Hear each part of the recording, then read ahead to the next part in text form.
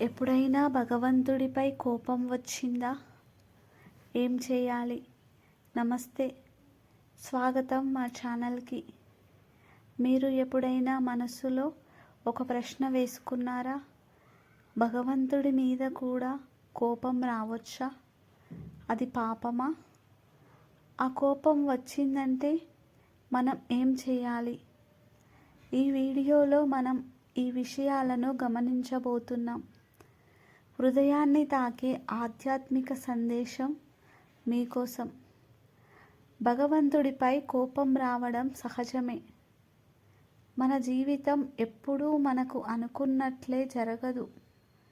పరిస్థితులు, నష్టాలు, అసమర్థతలు ఇవన్నీ కలిసొస్తే మనసులో ఒక ప్రశ్న తలెత్తుతుంది. ఇలానే ఎందుకు జరిగింది భగవంతుడా? ఆవేశం, విచారం కలిసిపోయినప్పుడు భగవంతుడిపై కోపం కూడా వస్తుంది. ఇది ఒక మనిషిగా మనకుండే సహజ స్పందన. మనం దేవుడిని తిట్టినా ఆయన మనతో కోపడడు. ఆయన ప్రేమ సముద్రం. మన భావాలను, మన వేదనను ఆయనే సృష్టించాడు కదా. కోపం వస్తే ఎలా స్పందించాలి? ఇప్పుడు మనం తెలుసుకుందాం. ఆ కోపాన్ని ఎలా నియంత్రించాలో. ఆ కోపాన్ని అంగీకరించండి. కోపాన్ని దాచుకోవద్దు. అది మనిషిగా మనకు వచ్చిన భావన. మనకు కోపం వచ్చింది, కానీ దాని వెనుక బాధ ఉంది. అది అంగీకరించండి. భగవంతుడితో మాట్లాడండి. మనసులోని బాధను దేవుడితో చాట్లా మాట్లాడండి. నాకు నచ్చలేదు దేవుడా, నన్ను బాధపడనివ్వకూడదుగా అని అడగండి. అది ప్రార్థన కాకపోయినా నిశ్శబ్దమైన ధ్యానం.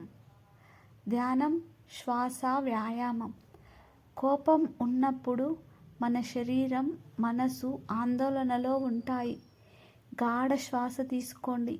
నిమిషం 2 కళ్ళు మూసుకొని భగవంతుడిని ఒక స్నేహితుడిలా ఊహించండి. ఆ కోపమే శాంతిగా మారిపోతుంది. తలుచుకోండి, అతడు మన వైపు ఉన్నాడు. మనకు దూరంగా కనిపించిన అసలైన దేవుడు మనలోనే ఉంటాడు. పరీక్షలే అతని ప్రేమకు ఉదాహరణ. భగవంతుడితో సంబంధం ఎలా బలపరచాలి? మనమందరం దేవుడి పిల్లలం. మన కోపాన్ని కూడా ఆయన ప్రేమగా తీసుకుంటాడు. అయితే ఆ కోపం మన మధ్య సంబంధాన్ని బలపరచాలి కదా.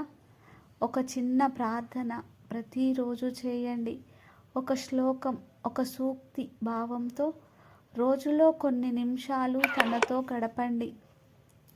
ఒకసారి మనం దేవుడితో మన బాధను పంచుకున్నప్పుడు ఆయన మనం ఊహించని మార్గాల్లో సమాధానమిస్తాడు. ఈరోజు మీరు కోపంగా ఉన్నా ఒకరోజు మీరు నవ్వుతూ భగవంతుడితో ముచ్చటిస్తారు. అది ఒక ప్రయాణం. మీరు ఒంటరిగా లేరు. భగవంతుడు మనతో ఉన్నాడు, మన కోపం మధ్యలో కూడా. ఇవేనా మీలో ఏ భావనలు? మీ అనుభవం కామెంట్లో పంచుకోండి.